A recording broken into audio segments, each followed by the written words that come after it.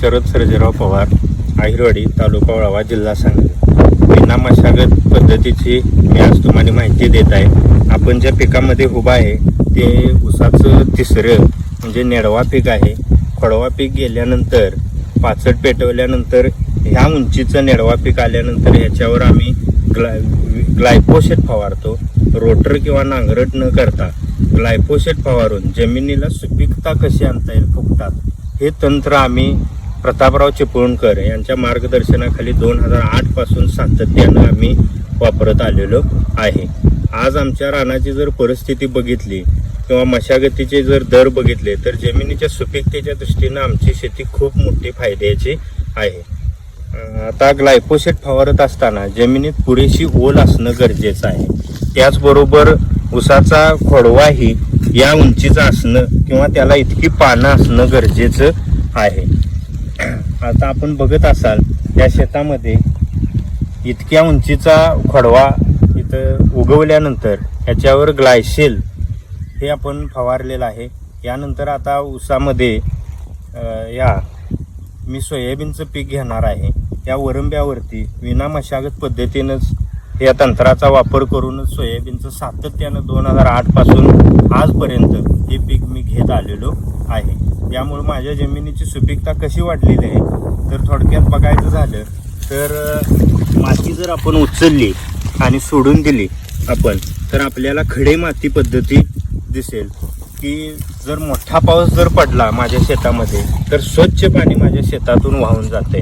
जसं की जोंधळ्याचं पीठ चाळणीमध्ये जर घेतलं आणि वरून पाणी ओतलं तर ते पाणी थोडंसं मुरल आणि चाळणीच्या बाहेर निघून जाईल. परंतु जोंधळे जर तसे चाळणीत घेतले आणि वरून पाणी ओतत राहिलो तर ते मुरत राहील. इतकी माझ्या रानाची जलधारणा शक्ती चांगली झालेली आहे.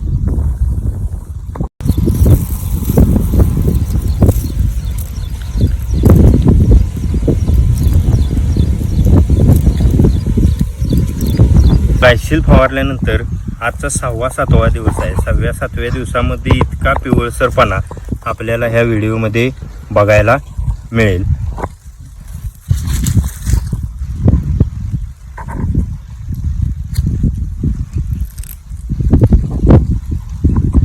आता तुम्ही म्हणत असाल तर मी ह्या रानाला आपल्या घरी असणारं शेणखत फक्त आपल्या रानाला दरवर्षी आलटून पालटून टाकतो.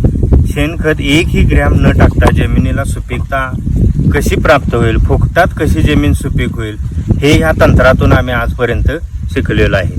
ऊसाची उत्पादकता म्हणजेला तर सातत्यानं लागण, खोडवा आणि नेडवा हे 60 ते 65 टनाच्या आसपासचा उतारा आजपर्यंत सातत्यानं मिळत आलेला आहे. आता ह्यानंतर जे ऊसामध्ये आम्ही जे सोयाबीन करतोय त्या सोयाबीनचं उत्पन्न 16-17 क्विंटल हे सातत्यानं KDS 726 ह्या व्हरायटीचं मिळालेलं आहे.